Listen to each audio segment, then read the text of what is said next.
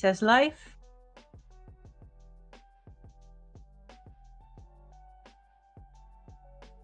Live is live. Are we live? Hello. I think we're live. Yay! Woo! Well, guys and girls, I stole the stream tonight. And it worked.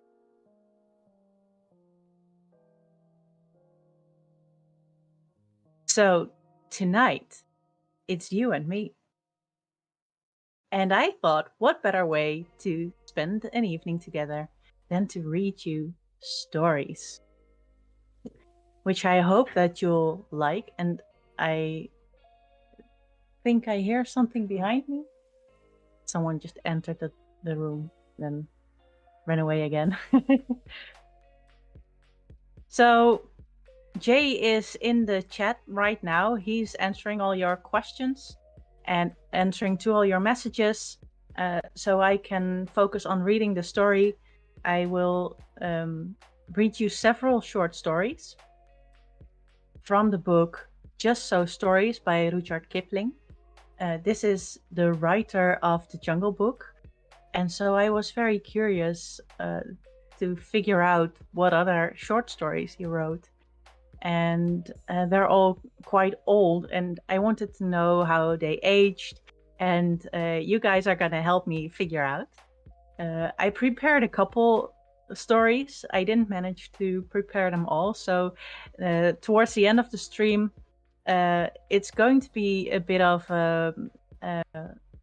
yeah, I'll just see. I mostly skimmed, but I didn't prepare any voices.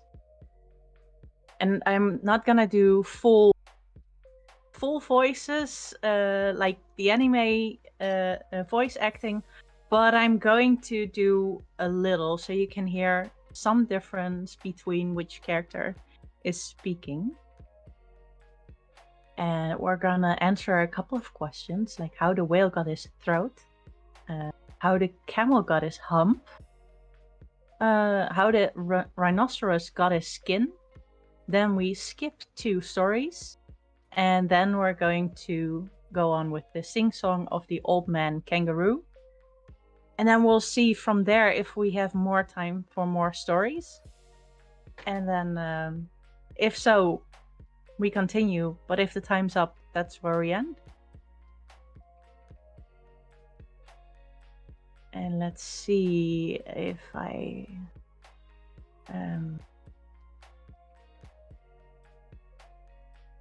yeah, it doesn't have any license anymore, but it doesn't say anything about the year that it was written in.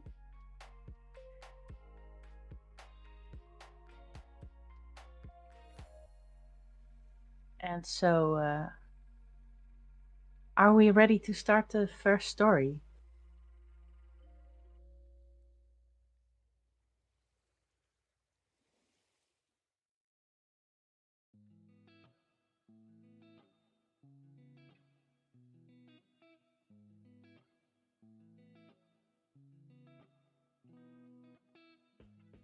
I think I see some readies. All right, let's begin. How the whale got his throat. In the sea, once upon a time, oh my best beloved, there was a whale, and he ate fishes. He ate the starfish and the garfish, and the crab, and the dab, and the plaice, and the dace, and the skate and his mate, and the mackerel and the pickerel, and the really truly twirly whirly eel. All the fishes he could find in the sea he ate with his mouth, so till at last there was only one small fish left in all the sea, and he was a small stute fish, and he swam a little behind the whale's right ear, so as to be out of harm's way. Then the whale stood up on his tail and said, "I'm hungry." And the small stute fish said in a small stute voice, "Noble and generous cetacean, Have you ever tasted man? No, said the whale. What is it like? Nice, said the small stutfish. Nice, but nubbly, Then fetch me some, said the whale, and he made the sea froth up with his tail. One at a time is enough, said the stutfish. If you swim to the latitude 50 north, longitude 40 west, that is magic, you will find, sitting on a raft in the middle of the sea, with nothing but a pair of blue canvas breeches, a pair of suspenders, you must not forget the suspenders, best beloved, and a jackknife, one shipwrecked mariner, who, it is only fair to tell you, is a man of infinite resource sagacity. So the whale swam and swam to latitude 50 north, longitude 40 west, as far as he could swim, and on a raft in the middle of the sea, with nothing to wear except a pair of blue canvas breeches, a pair of suspenders, you must particularly remember the suspenders, best beloved, and a jackknife, he found one single, solitary shipwrecked mariner, trailing his toes in the water. He had his mummy's leave to paddle, or else he would have never done it, because he was a man of infinite resource and sagacity. Then the whale opened his mouth back and back and back till it nearly touched his tail, and he swallowed the shipwrecked mariner, and the raft he was sitting on, and his blue canvas breeches, and the suspenders, which you must not forget, and the jackknife. He swallowed them all down into his warm, dark, inside cupboards, and then he smacked his lips, so, and he turned around 3 times on his tail.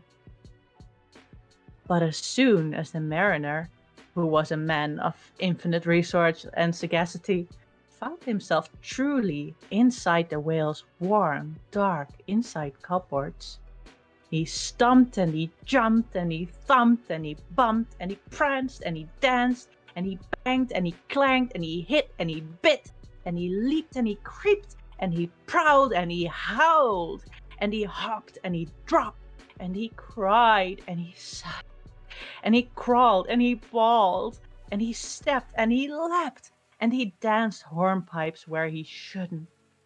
And the whale felt most unhappy indeed.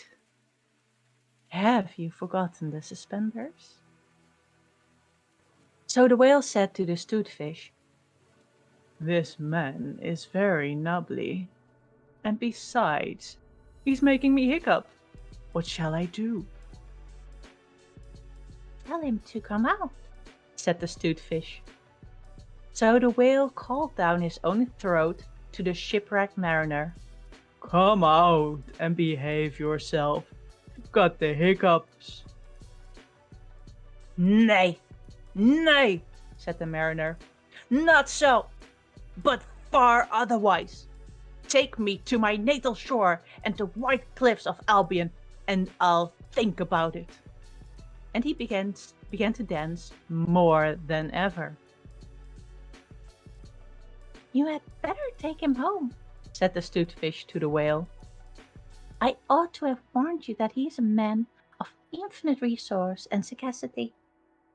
So the whale swam and swam and swam, with both flippers and his tail, as hard as he could for the hiccup. And at last he saw the mariner's natal shore and the white cliffs of Albion, and he rushed halfway up the beach and opened his mouth wide and wide and wide, and said, Change here for Winchester, Ashuelot, Nashwaakeen, and the stations of Fitchburg Road.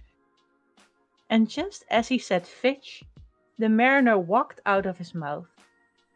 But while the whale had been swimming, the mariner, who was indeed a person of infinite resource and sagacity, had taken his jackknife and cut up the raft into little square grating, all running crisscross, and he had tied it firm with his suspenders. Now you know why you were not to forget the suspenders. And he dragged that grating good and tight into the whale's throat, and there it stuck. Then he recited the following sloka, which, as you have not heard it, I will proceed to relate. By means of grating, I have stopped your eating.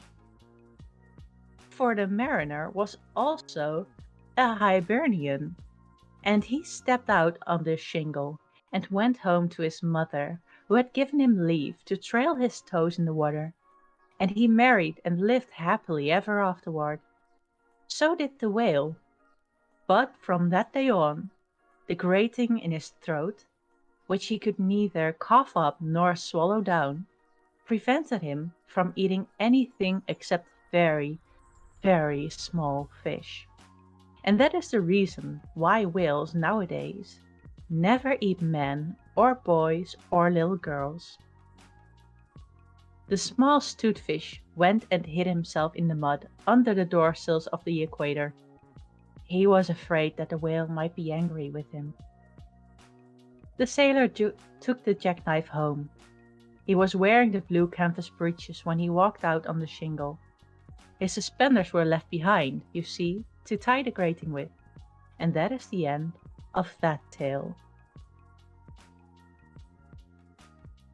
And it has a little poem. When the cabin portholes are dark and green because of the seas outside, when the ship goes wop with wiggle between, and the steward falls in the soup tureen, then the trunks begin to slide.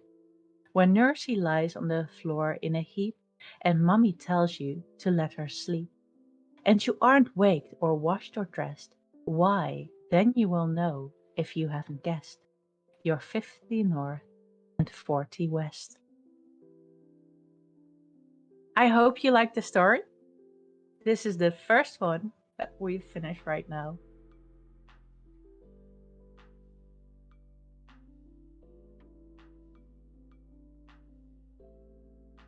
I hear from Jay some of the things that you are saying in chat, but of course not while I'm reading. And I'm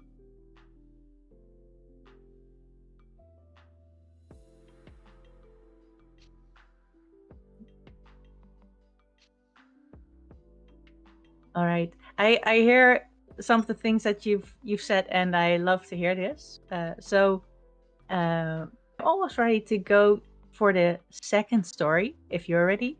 And first, I'm going to have a little sip because I need to drink if I'm talking a lot.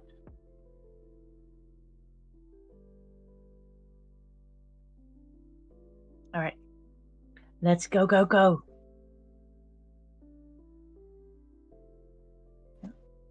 Oh, I hear that there's a request for kitties. Right now they're asleep, but if towards the end of the stream they are awake and moving, I will show them. But first, let's talk about camels. And how the camel got his hump. In the beginning of years, when the world was so new and all the animals were just beginning to work for man. There was a camel, and he lived in the middle of a howling desert, because he did not want to work. And beside, he was a howler himself. So he ate sticks and thorns and tamarisks and milkweed and pickles. Most excruciating idle. And when anybody spoke to him, he said, just huff, and no more.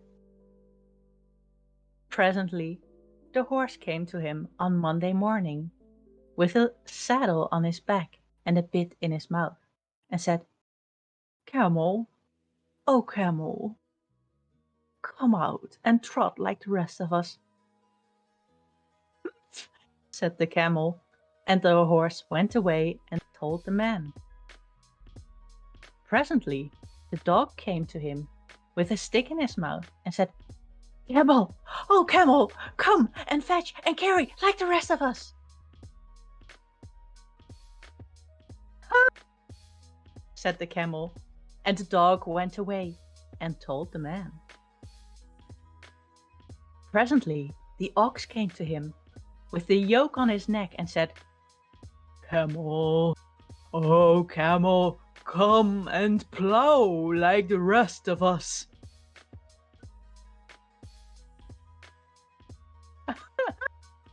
Said the camel, and the ox went away and told the man.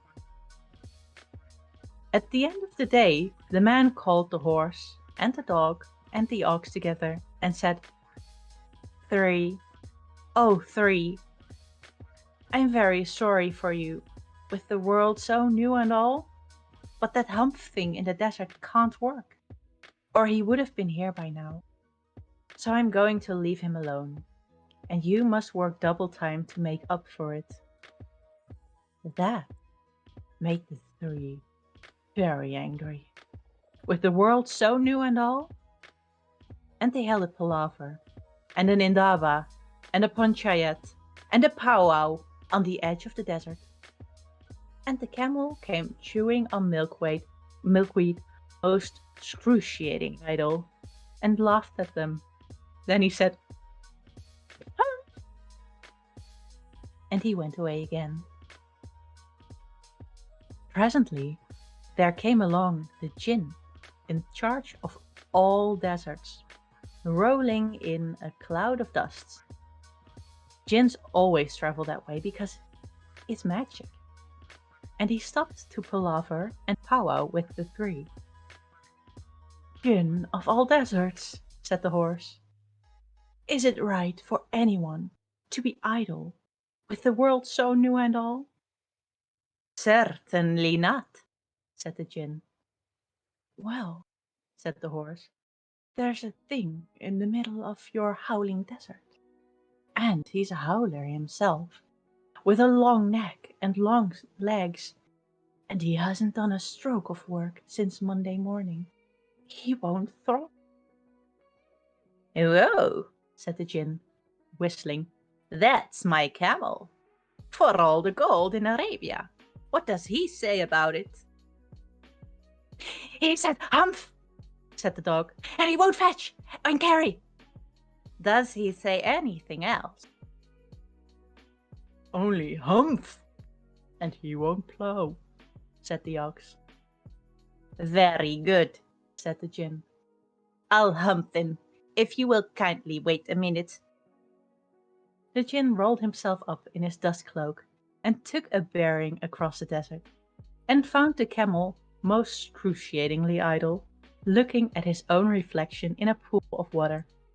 "My long and bubbling friend," said the Jinn, "what's this I hear of you doing no work, with the world so new and all?" "Humph," said the camel. The Jinn sat down, with his chin in his hand, and began to think a great magic, while the camel looked at his own reflection in a pool of water. "You've given the three extra work ever since Monday morning, all on account of your excruciating idleness," said the Jinn, and he went on thinking magic, with his chin in his hand. "Humph," said the camel. "I shouldn't say that again if I were you," said the Jinn. "You might say it once too often, Bubbles. I want you to work." And the camel said, "Humph," again. But no sooner had he said it, and he saw his back, that he was so proud of, puffing up and puffing up into a great big lolloping hump. "Do you see that?" said the Jinn. "That's your very own hump that you've brought upon your very own self by not working. Today is Thursday, and you've done no work since Monday, when the work began. Now you are going to work. How can I? Said the camel. With this hump on my back. That's made a purpose, said the Djinn. All because you missed those 3 days. You will be able to work from now for 3 days without eating, because you can live on your hump. And don't you ever say I did never do anything for you. Come out of the desert and go to the tree and behave hump yourself. And the camel humped himself, hump and all, and he went away to join the tree. And from that day to this, the camel always wears a hump. We call it hump now, not to hurt his feelings. But he has never yet caught up with the 3 days that he missed at the beginning of the world. And he has never yet learned how to behave.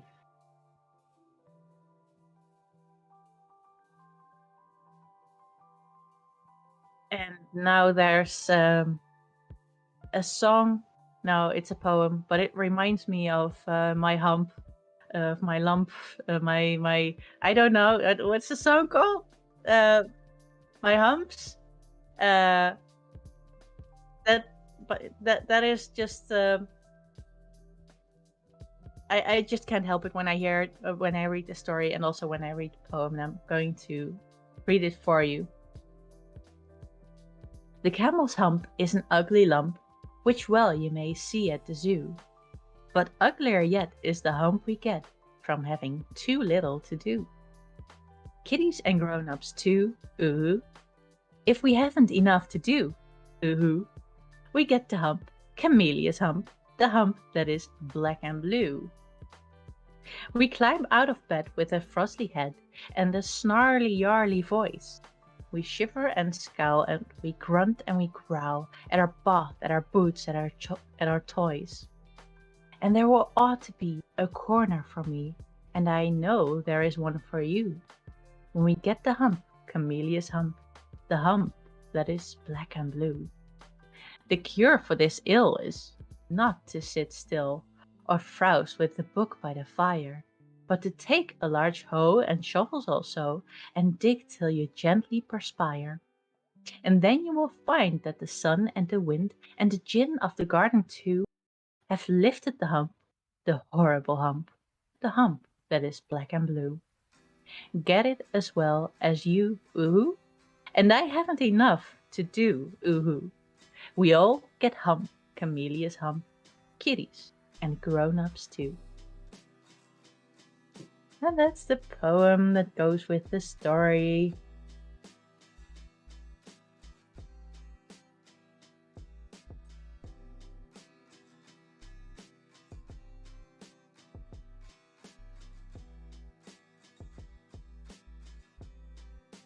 Yeah, I hear indeed that you guys hear the Black Eyed Peas in the lyrics in the poem. Yeah, I have to think about the same song as well. But I have to say, the story came first. It's older.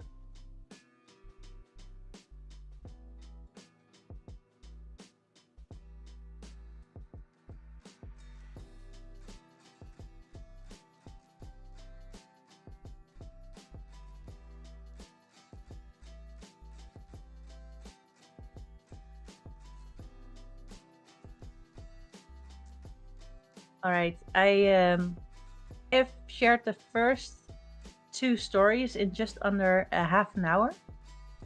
So if we continue like this, we'll have 6 stories in the end.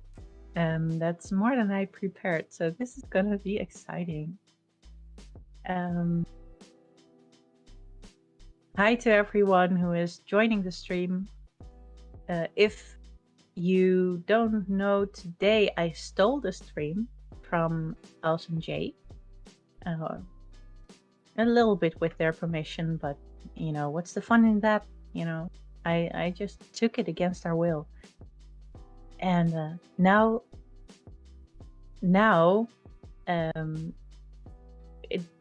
Jay will just be in chat. I don't read most of your messages while I'm reading the stories. I hear them after I finish a story. I hear them from Jay, so if I'm silent for a few seconds, that's because I'm hearing Jay summarize a bunch of the things that you've said during the story.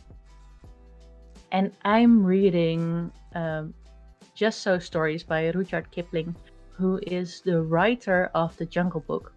And The Jungle Book isn't the only book that he ever wrote, but he also created some short children's stories and about animals and a bit of a magical world. So I wanted to know if they were fun, if they were nice. So far, I'm enjoying myself. I hope you are too. And I'm ready to answer another question: how the rhinoceros got his skin.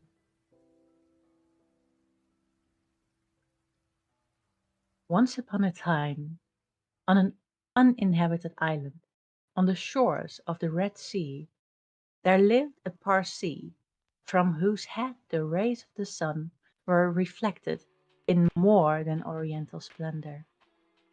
And the Parsee lived by the Red Sea, with nothing but his head and his knife, and a cooking stove of the kind that you must particularly never touch.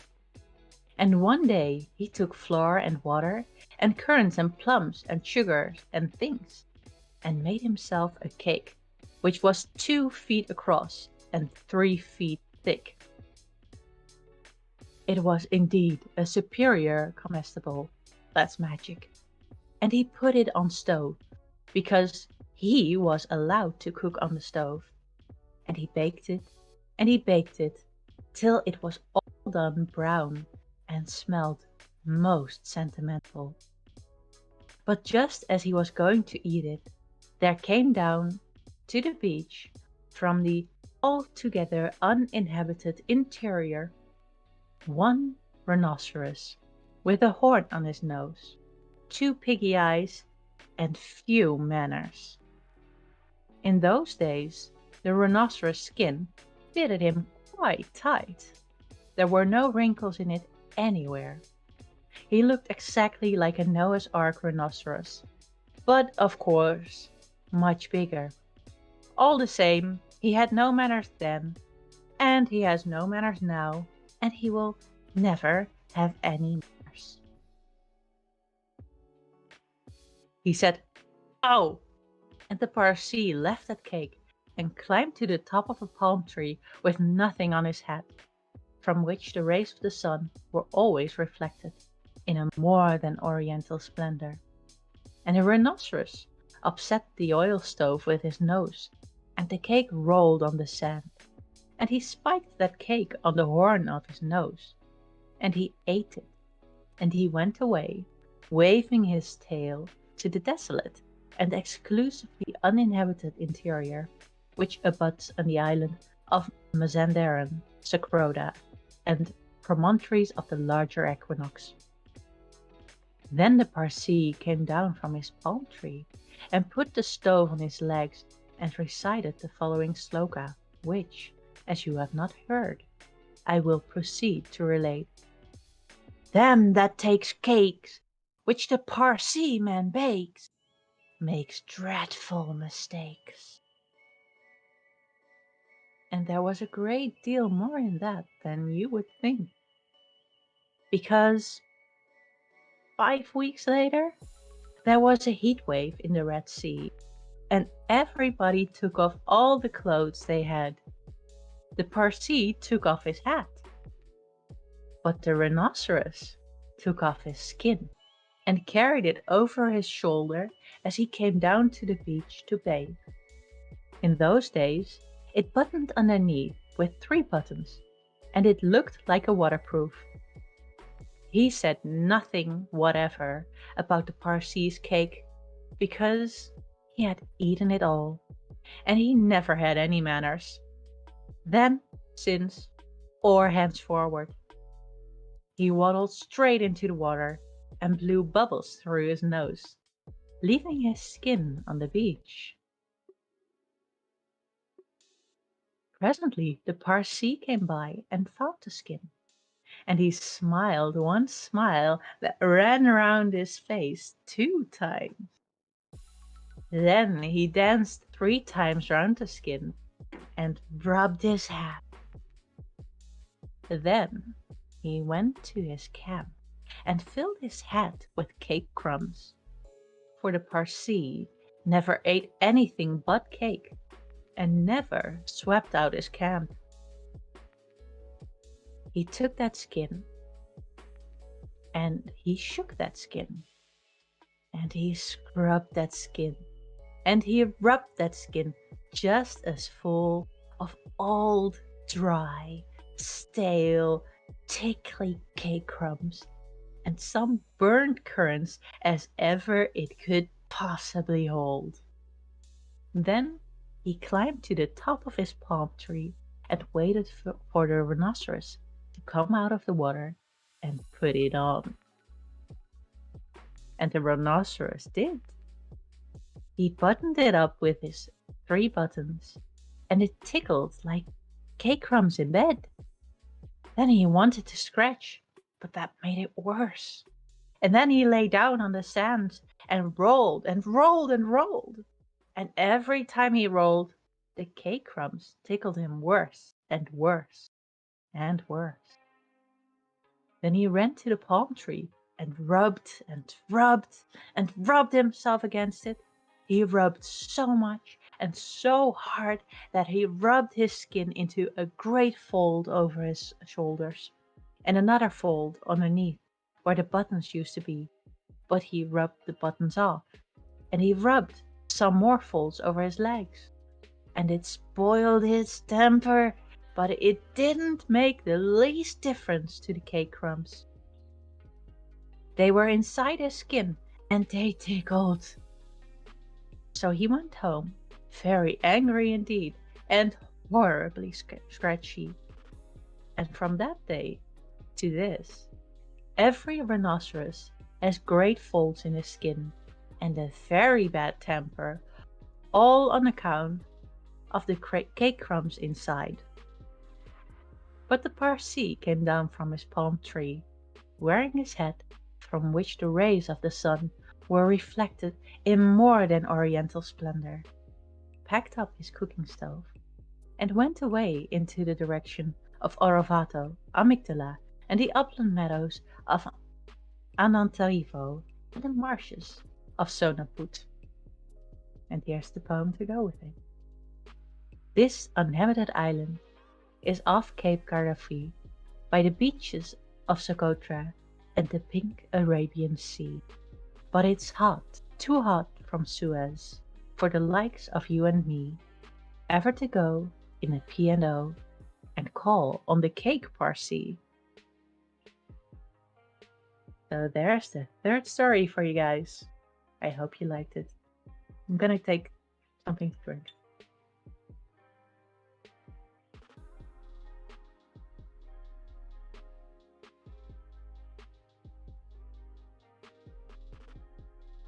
Yeah, I'm drinking coffee, but I'm drinking it through a straw. And I also have some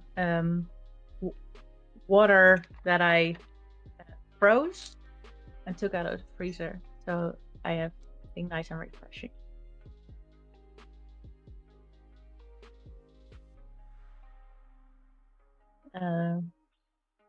I won't make every character howl, but the first 2 stories were howlers and the howling desert, stuff like that. Jay has the cake. Jay has cake. He's hiding it. So just so you know. No, I'm not lying. I'm just taking a sip. All innocent and such.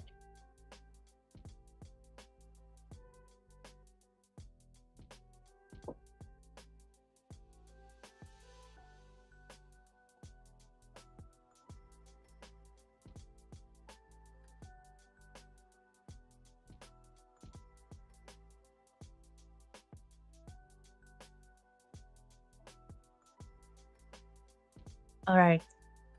So we're reaching the stories that I have not really prepared. So for me, this is going to be a challenge. But the previous ones, I knew which voices I wanted to do. I hope that you can hear the difference between them and that they create a little bit of personality around the animals and the people. So yeah, let's talk about kangaroos. The sing-song of Old Man Kangaroo. You know, if I by the way, I skimmed through the stories. I think all of the ones that I'm reading now are fit for these times. There were two that we just skipped that I found a bit questionable.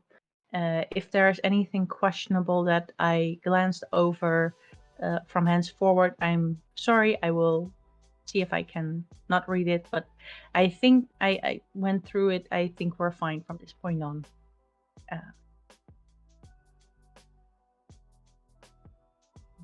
All right, so the sing-song of Old Man Kangaroo. Not always was the kangaroo as now we do behold him, but a different animal with 4 short legs. He was grey and he was woolly, and his pride was inordinate. He danced on an outcrop in the middle of Australia, and he went to the little god Nkwa. He went to Nkwa at 6 before breakfast, saying, "Make me different from all the other animals by 5 this afternoon." Up jumped Nkwa from his seat on the sand flat and shouted, "Go away!" He was grey and he was woolly, and his pride was inordinate. He danced on a rock ledge in the middle of Australia, and he went to the middle god Nkwing. He went to Nkwing at 8 after breakfast, saying, "Make me different from all other animals. Make me also wonderfully popular by 5 this afternoon." Up jumped Nkwin from his burrow in the spinifex and shouted, "Go away!" He was grey and he was woolly, and his pride was inordinate. He danced on a sandbank in the middle of Australia, and he went to the big god Nkwang. He went to Nkwang at 10 before dinner time, saying, "Make me different from all other animals. Make me popular and wonderfully run after by 5 this afternoon." Up jumped Nkwang from his bath in the salt pan and shouted, "Yes, I will." Nkwang called Dingo, a yellow dog Dingo, always hungry, dusty in the sunshine, and showed him Kangaroo. Nkwang said, "Dingo, wake up, Dingo. Do you see that gentleman dancing on an ash pit? He wants to be popular and very truly run after. Dingo, make him so." Up jumped the dingo, yellow dog Dingo, and said, "What? The cat rabbit?" Off ran Dingo, yellow dog Dingo, always hungry, grinning like a coal scuttle, run after Kangaroo. Off went the proud Kangaroo, on his 4 little legs like a bunny. Oh, this, beloved of mine, and the first part of this tale. He ran through the desert. He ran through the mountains. He ran through the salt pans. He ran through the reed beds. He ran through the blue gums. He ran through the spinifex. He ran till his front legs ached. He had to. Oh wow, I see that Phil Tomato is rating us. Oh, welcome, Phil. You must be surprised that you're not seeing else right here. and the usual art stream. That's because I kicked out Els for tonight, and I'm taking over. I'm doing a story stream, so I'm reading from a book called Just So Stories, and it's written by Rudyard Kipling. He's the writer of Jungle Book, and I wanted to see what more that he had created, and so I'm reading these short stories to the stream so Els can take a little rest because she needed one. In the chat is Jay, so he hasn't entirely left you. And if you chat, you'll get answers from him. While I'm reading stories, I don't see most of the messages coming in, and I hear them afterwards. I hear a summary after every story. And there's a story, every story is about 15 minutes so far. And we are currently in the middle of a story about a kangaroo who is not just a kangaroo yet. And also, I hear that Phil is not feeling well entirely. Get better, Phil. Take care of yourself. Take some rest. I'm going to have some fun with all the people that you brought in, and I hope they will enjoy themselves listening to a lot of fun, magical children's stories.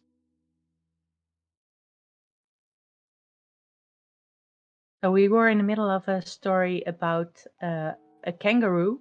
I have no idea how this is going to evolve because this is the point where I'm freestyling. I haven't read the book beyond this point. We have already read everything that I've read before the stream. And this kangaroo is not the kangaroo as we know him. He's a different animal and he wants to be something else. And he's approaching different gods in a very proud way, arrogant, and says that he wants to be something special.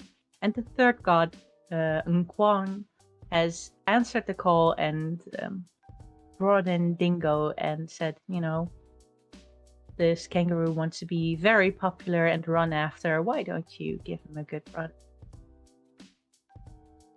And that's kind of where we ended. The kangaroo had a good run. He had to. Still ran Kangaroo, old man Kangaroo. He ran through the tea trees. He ran through the mulga. He ran through the long grass. He ran through the short grass. He ran through the tropics of the Capricorn and Cancer. He ran till his hind legs ached. He had to. Still ran Dingo, yellow dog Dingo, hungrier and hungrier, grinning like a horse collar, never getting nearer, never getting farther, and they came to the Wolgong River.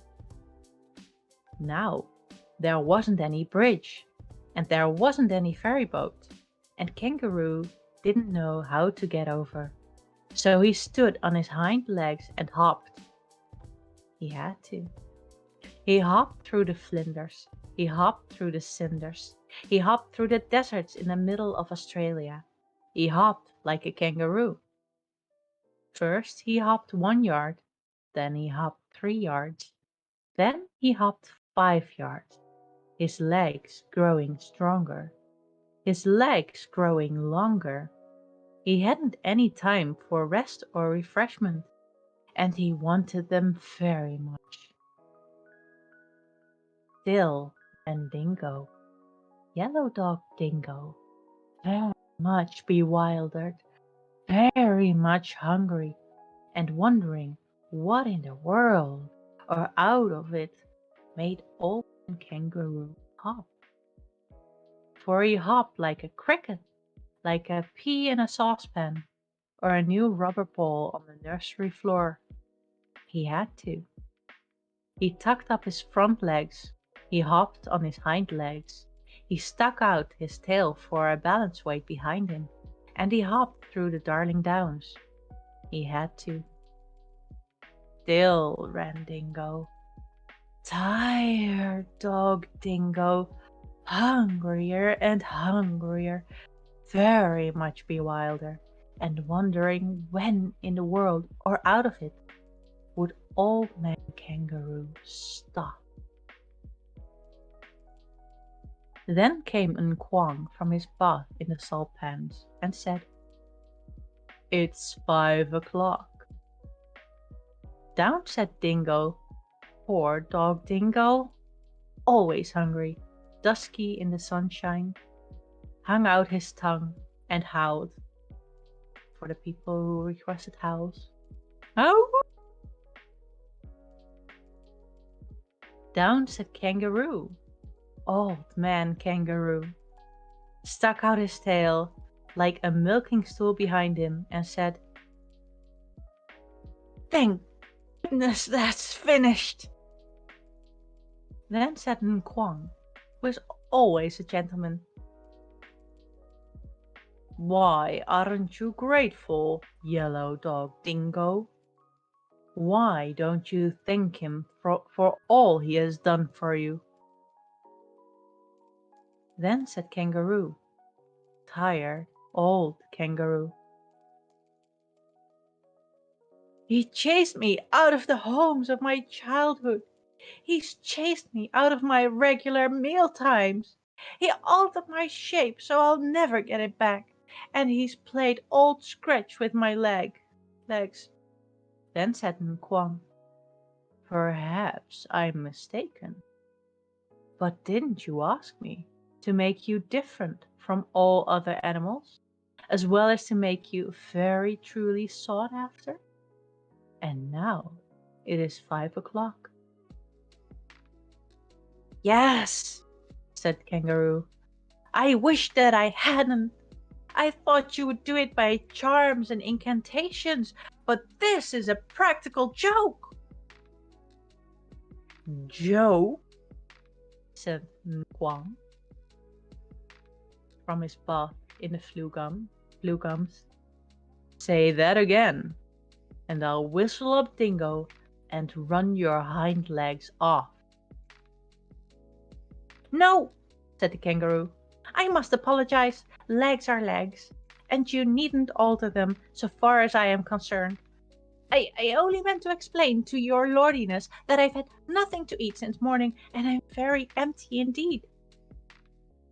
"Yes," said Dingo, yellow dog Dingo.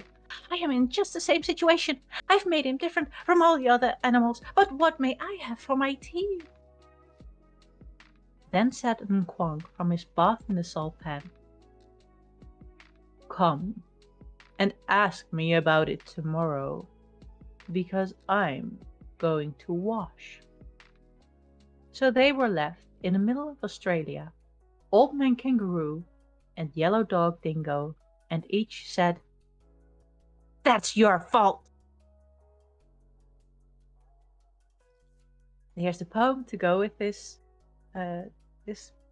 story.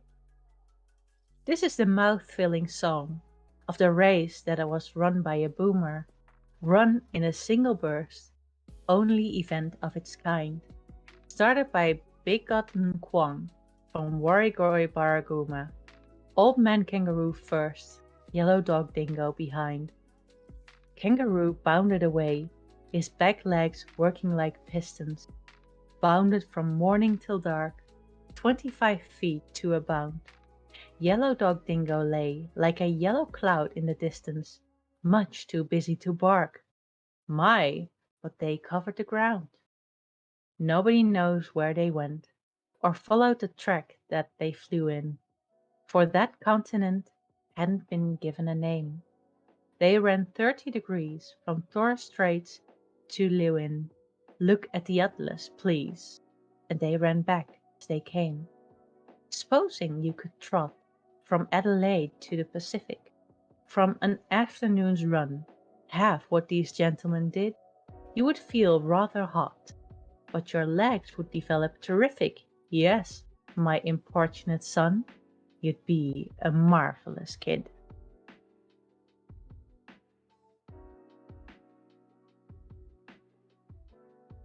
And that's this story. I'm going to take something to drink and listen to what Jay will summarize about the things you said in chat.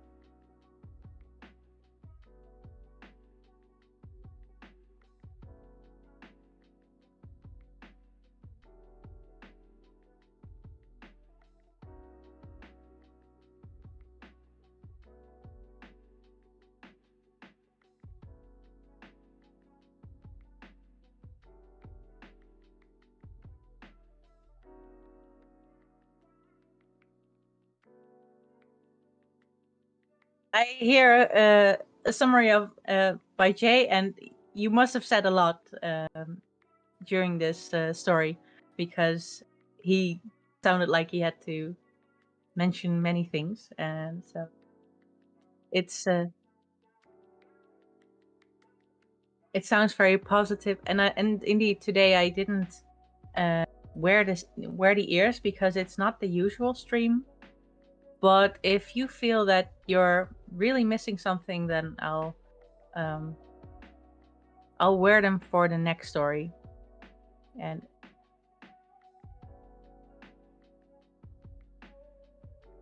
these stories are quite fun to read for me because they have rhythms in them. There are some of the things are repetitive in sound, and you get these alliterations, and that means that I can make it use a rhythm to tell the story. And because they're animals, I can take the qualities that I know that these animals have and use that, exaggerate that into a voice for them, so they all get their little a bit of like a costume. It's fitted to what the story needs.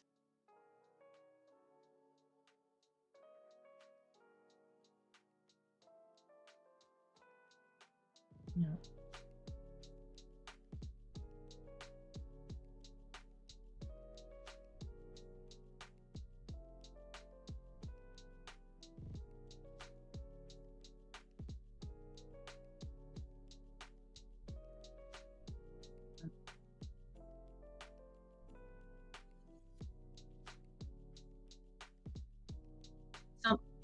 Something fun to share.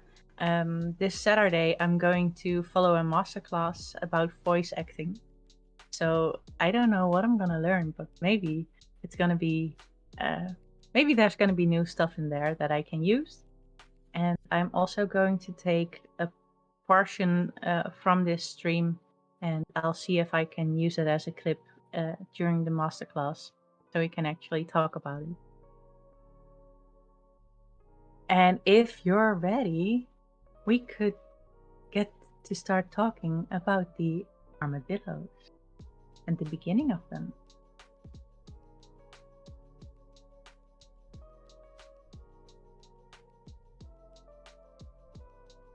This, O best beloved, is another story of the high and far off times. In the very middle of those times was a stickly prickly hedgehog, and he lived on the banks of the turbid Amazon, eating shelly snails and things. And he had a friend, a slow, solid tortoise, who lived on the bank of the turbid Amazon, eating green lettuces, things. And so that was all right, best beloved, do you see?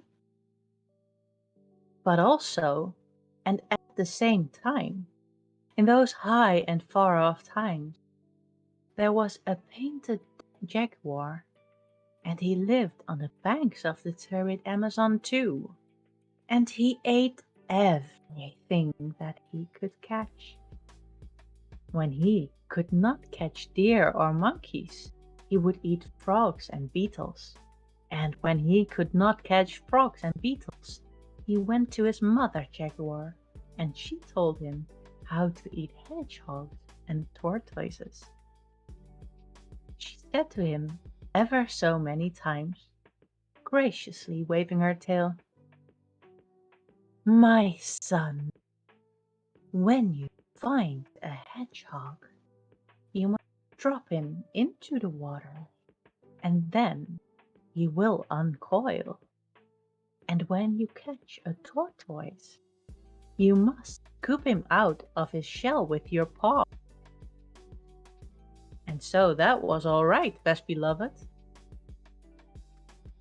One beautiful night, on the banks of the turbid Amazon, Painted Jaguar found the stickly prickly hedgehog and slow solid tortoise sitting under the trunk of a fallen tree. They could not run away, and so Stickly Prickly curled himself up into a ball.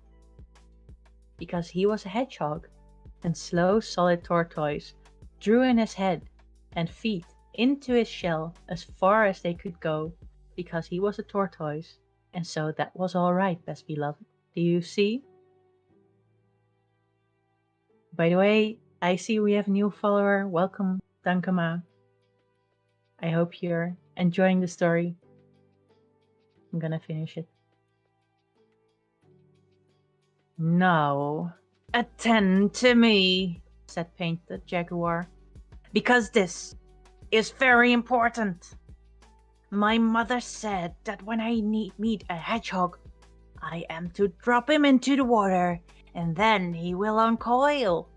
And that when I meet a tortoise, I am to scoop him out of his shell with my paw. Now which one of you is hedgehog and which is tortoise? Because, to save my spots, I can't tell. Are you sure of what your mommy told you? Said Stickly Prickly Hedgehog. Are you quite sure? Perhaps she said that when you uncoil a tortoise, you must shell him out of the water with a scoop. And when you paw a hedgehog, you must drop him on the shell. Are you sure of what your mommy told you? Said Slow and Solid Tortoise. Are you quite sure? Perhaps she said that when you water a hedgehog, you must drop him into your paw. And when you meet a tortoise, you must shell him till he uncoils. I don't think it was all like that, said Painted Jaguar, but he felt a little puzzled. But please, say it again more distinctly. When you scoop water with your paw, you uncoil it with a hedgehog, said Stickly Prickly. Remember that, because it's important. But, said the tortoise, when you paw your meat, you drop it into a tortoise with a scoop. Why can't you understand? You are making my spots ache, said Painted Jaguar.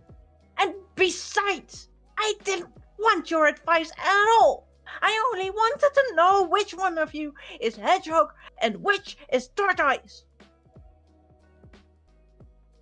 I shan't tell you, said Stickly Prickly.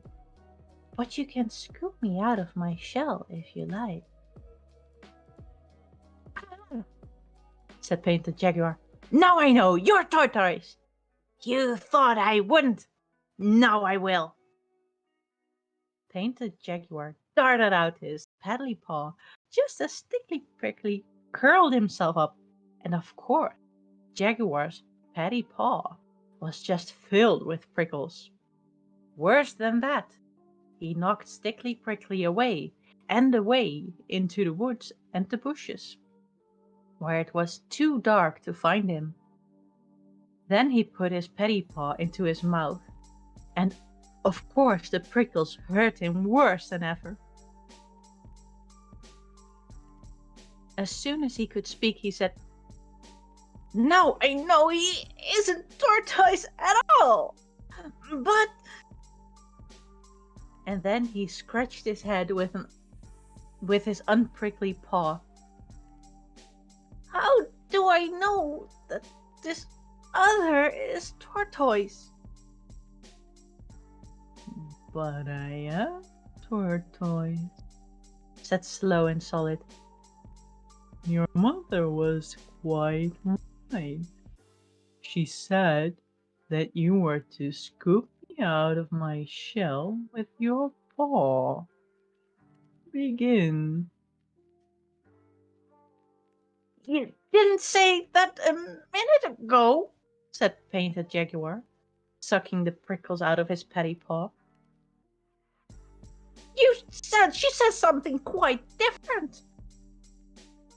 Well, suppose you say that I said that she said something quite different. I don't see that it makes any difference, because if she said what you said, I said she said, it's just the same as if I said what she said. On the other hand, if you think she said that you were to uncoil me with a scoop instead of pawing me into drops with a shell, I can't help that, can I? But you said you wanted to be scooped out of your shell with my paw, said Painted Jaguar.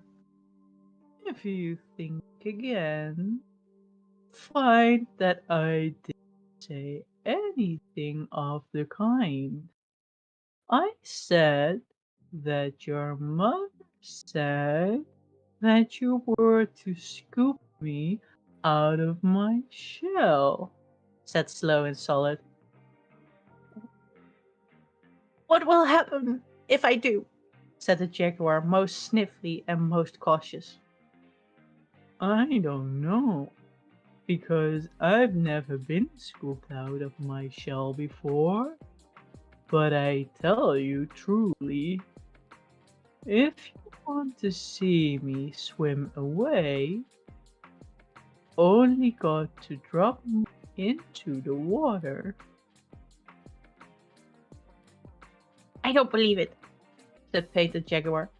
You've mixed up all the things my mother told me to do with the things that you asked me whether I was sure that she didn't say, till you don't know whether I'm on my head or my painted tail. And now you come and tell me something I can't understand, and it makes me more mixy than before. My mother told me that I was to drop one of you into the water, and as you seem so anxious to be dropped, I think you don't want to be dropped. So jump into the turbid Amazon and be quick about it. I want that your mommy won't, please. Don't tell her I didn't tell you, said Slow Solid. If you say another word about what my mother said, the Jaguar answered. But he had not finished the sentence before Slow and Solid quietly dived into the turbid Amazon, swam underwater for a long way, and came out on the bank where Stickly Prickly was waiting for him. That was a very narrow escape, said Stickly Prickly. I don't rip Painted Jaguar. What did you tell him that you were? I told him that I was Truth Tortoise, but he didn't believe it, and he made me jump into the river to see if I was, and I was, and he is surprised. Now he's gone to tell his mommy. Listen to him. They could hear Painted Jaguar roaring up and down among the trees and the bushes by the side of the turbid Amazon till his mommy came. "Son, son," said his mother, ever so many times, graciously waving her tail. "What have you been doing that you shouldn't have done?" "I tried to scoop something that said it wanted to be scooped out of a shell with my paw, and my paw is full of prickles," said Painted Jaguar. "Son, son," said his mother, ever so many times, graciously waving her tail. "By the prickles in your petty paw, I see that must have been a hedgehog. You should have dropped him into the water." "I did that to the other thing, and he said he was a tortoise, and I didn't believe him, and it was quite true, and he has dived under the turbid Amazon, and he won't come up again, and I haven't anything at all to eat, and I think we had better find lodging somewhere else. They are too clever on the turbid Amazon for more poor me." "Son, son," said his mother ever so many times, graciously waving her tail. "Now attend to me and remember what I say." A hedgehog curls himself up into a ball, and his prickles stick out every which way at once. By this you may know the hedgehog. "I don't like this old lady one little bit," said Stickly Prickly, under the shadow of a large leaf. "I wonder what else she knows." "A tortoise cannot curl himself up," Mother Jaguar went on, ever so many times, graciously waving her tail. "He only draws his head and his legs into his shell. By this you may know the tortoise." I don't like this old lady at all. At all, said Slow and Solid Tortoise. Even Painted Jaguar can't forget those directions. It's a great pity that you can't swim, Stickly Prickly. "Don't talk to me," said Stickly Prickly. "Just think how much better it would be if you could curl up. This is a mess. Listen to Painted Jaguar." Painted Jaguar was sitting on the banks of the turbid Amazon, sucking prickles out of his paws and saying to himself, "Can't curl, but can swim. Slow, solid, that's him. Curls up, but can't swim. Stickly Prickly, it's him." "You'll never forget that this month of Sundays," said Stickly Prickly. "Hold up my chin, Slow and Solid. I'm going to try to learn to swim. It may be useful." Excellent, said Slow and Solid, and he held up Stickly Prickly's chin, while Stickly Prickly kicked in the waters of the turbid Amazon. "You'll make a fine swimmer yet," said Slow and Solid. "Now if you can unlace my back plates a little, I'll see what I can do towards curling up. It may be useful." Stickly Prickly helped to unlace Tortoise's back plates, so that by twisting and straining, Slow and Solid actually managed to curl up a teeny wee bit. "Excellent," said Stickly Prickly. "But I shouldn't do any more just now. It's making you black in the face.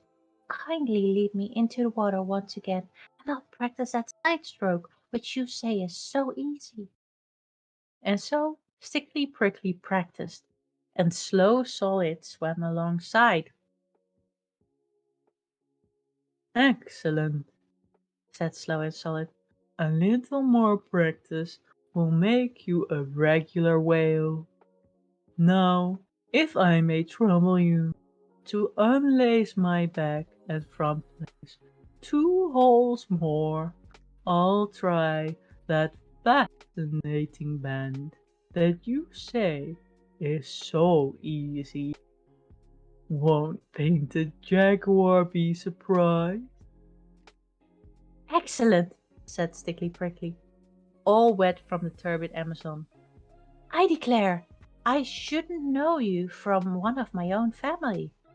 2 holes, I think you said?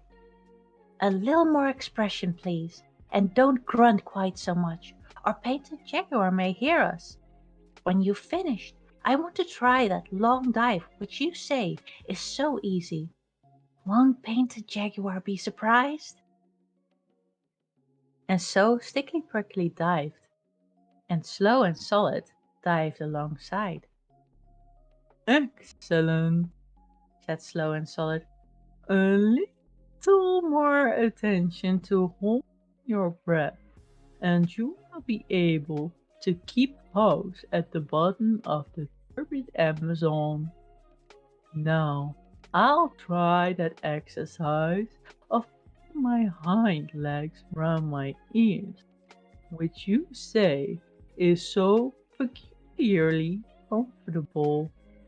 Won't Jaguar be so surprised? Excellent, said Stickly Prickly. But it's straining your back plates a little. They are all overlapping now instead of lying side by side. Oh, that is the result of exercise, Said Slow and Solid. I've noticed that your prickles seem to be melting into one another, and that you're growing to look rather more like a pine cone and less like a chestnut burr than you used to. Am I? Said Stickly Prickly. Comes from my soaking in the water. Oh, won't Painted Jaguar be surprised? They went on with their exercises, each helping the other, till morning came, and when the sun was high, they rested and dried themselves. Then they saw that they were both of them quite different from what they had been. Stickly prickly, Said Tortoise after breakfast. I am not what I was yesterday, but I think that I may yet amuse Painted Jaguar. That was the very thing I was thinking just now, said Stickly Prickly. I think scales are a tremendous improvement on prickles, to say nothing of being able to swim. Oh, won't Painted Jaguar be surprised? Let's go and find him. By and by, they found Painted Jaguar, still nursing his petty paw that had been hurt the night before. He was so astonished that he fell 3 times backward over his own painted tail without stopping. Good morning, said Stickly Prickly. And how is your gracious mummy this morning? She is quite well, thank you, said Painted Jaguar. But you must forgive me if I do not at this precise moment recall your name. That's unkind of you, said Stickly Prickly. Seeing that this time yesterday you tried to scoop me out of my shell with your paw. But you hadn't any shell. It was all prickles, said Painted Jaguar. I know it was. Just look at my paw. You told me to drop into the turbid Amazon and be drowned, Said Slow Solid. Why are you so rude and forgetful today? Don't you remember what your mother told you? Said Stickly Prickly. Can't curl, but can swim. Stickly Prickly. That's him. Curls up, can't swim. Slow, solid. That's him. Then they both curled themselves up and rolled round and round the painted jaguar till his eyes turned truly cartwheels in his head. Then he went to fetch his mother. Mother, He said, there are 2 new animals in the woods today, and the one that you said couldn't swim, swims, and the one that you said couldn't curl up, curls, and they've gone shares and there's prickles, and I think because both of them are scaly all over, instead of one being smooth and the other very prickly, and besides that, they are rolling round and round in circles, and I don't feel comfy. Son, son, said Mother Jaguar ever so many times, graciously waving her tail. A hedgehog is a hedgehog, and can't be anything but a hedgehog.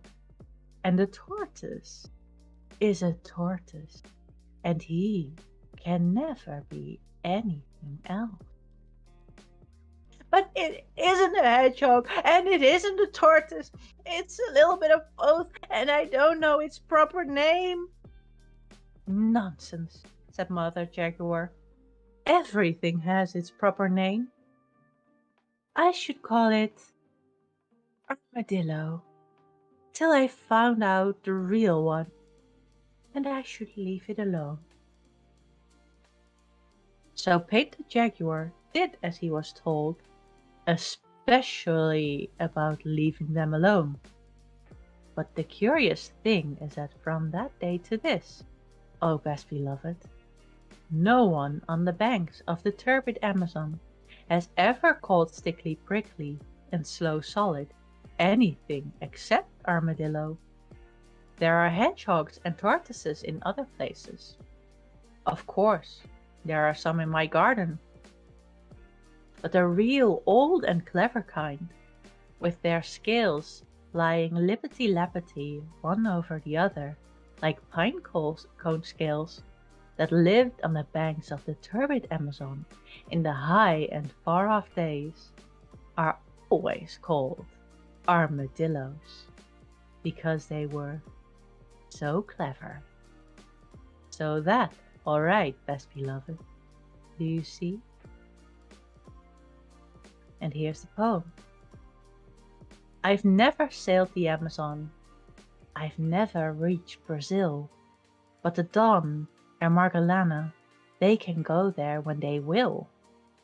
Yes, weekly from Southampton, great steamers, white and gold, go rolling down to Rio. Roll down, roll to Rio. And I'd like to roll to Rio someday before I'm old. I've never seen a jaguar, not yet an armadillo. Oh, dillowing in his armor, and I suppose I never will, unless I go to Rio, these wonders to behold. Roll down, down to Rio.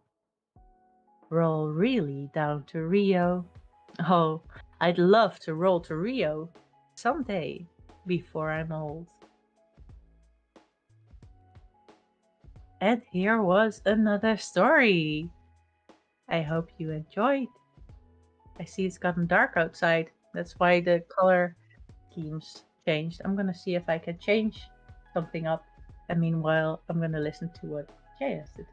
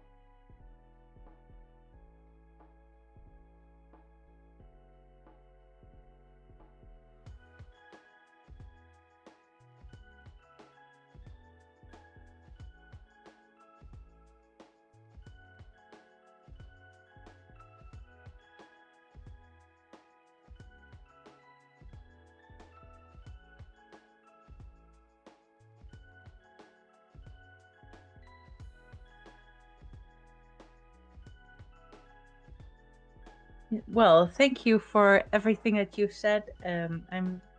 I've switched to a bit more natural lighting. We have only a couple of minutes left before the end of the stream. And I don't think we're gonna make it for the rest of the stories. So I think that, see if maybe there is a short one. I don't think so.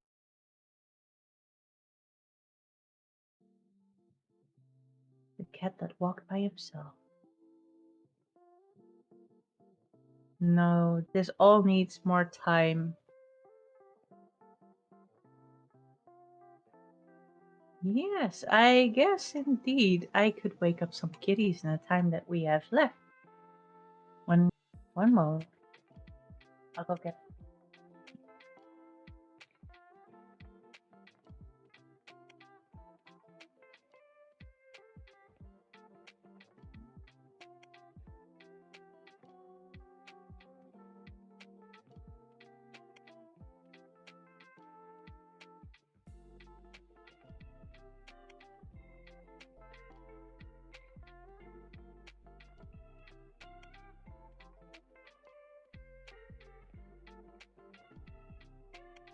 I'm trying to find the kittens, but they've hidden themselves. They have good camouflage in my room. Please. And enjoy the music.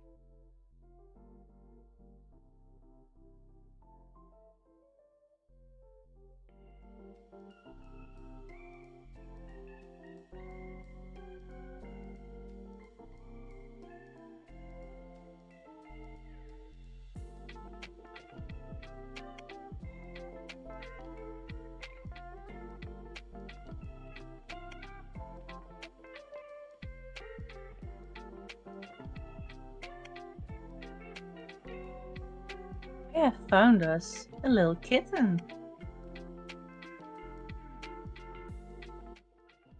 She has grown.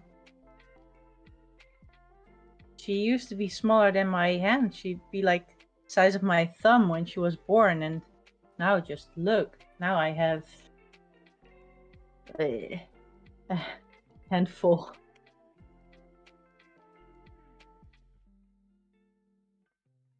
And this one is a wild one. She still doesn't have a name, but today I was suggested a pretty good name. It's Lara Croft. And I thought, yeah, that's kind of cute. So I'll think about that suggestion. But then the other one would a name for now that kind of matches. So we'll think about that. But I haven't decided what to be. I created them a new bed a few days ago because they have started to eat solid foods, not just their mother's milk. And that means that there's this whole new game of them also having to poop. And so I don't want them to poop just anywhere. And I want to control that for a little bit. So I created their first litter box, and we're now potty training them. So yeah, they're growing up, and this one especially, this one, I don't know if you hear the meows, but she has eaten mice that her mother caught. And then she growls like if she is a really mean painted jaguar.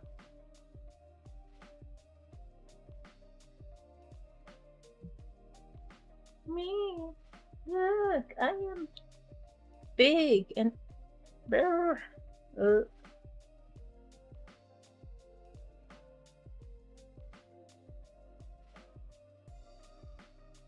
so yeah, that was a little bit from the kittens. They're doing just very well. They're growing enormously, and The voice of Mother Jaguar wasn't that far removed from my own voice, was it? Let the mysteries commence. Yeah, they eat everything, and they try to eat me as well. I fight back bravely. I don't know how long I'll make it. I need to be writing letters in case someone finds it.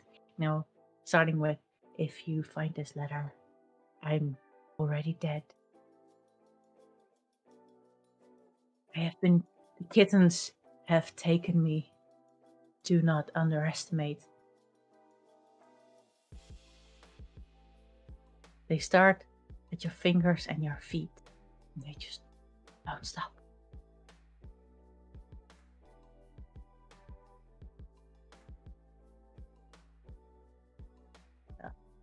Then I'll read the letters about the survival, and we have a couple more minutes. I hope that you enjoyed these stories. Would you like to have another story stream soon?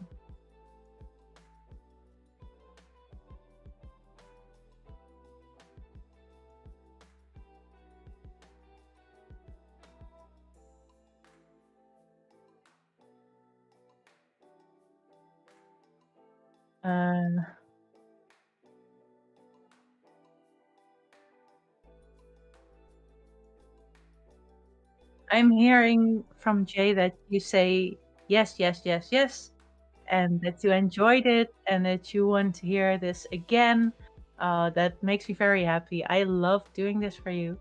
I also like the freestyling part, but I'll try to be good and prepare my stories better for next time. I now have a bit of an idea how much that I'll be reading, so I enjoyed being able to take some breaks in between.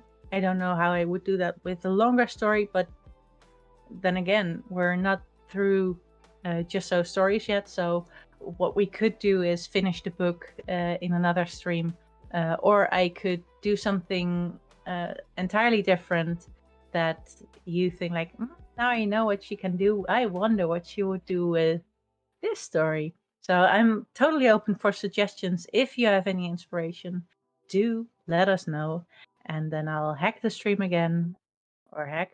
Yeah, I could call it hacking. I could call it stealing. I just whatever is fun. I'll just take the stream to my own and give Else a break, and we'll read some stories together.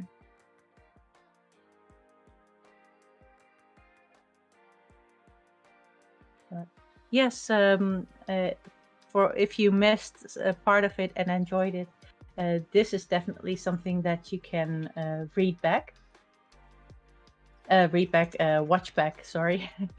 I'm also trying to type in the raid target, and I do not know a lot about what the next raid target is, but I think I'm seeing some comic. Oh, I hear from Jay that there's an illustrator or a character designer who is doing this stream. Els found this one and suggested it. So if you're ready with you got your imagination bubbling after all these stories, let's wake up the people in the next stream and share our enthusiasm with them. Are you ready to raid?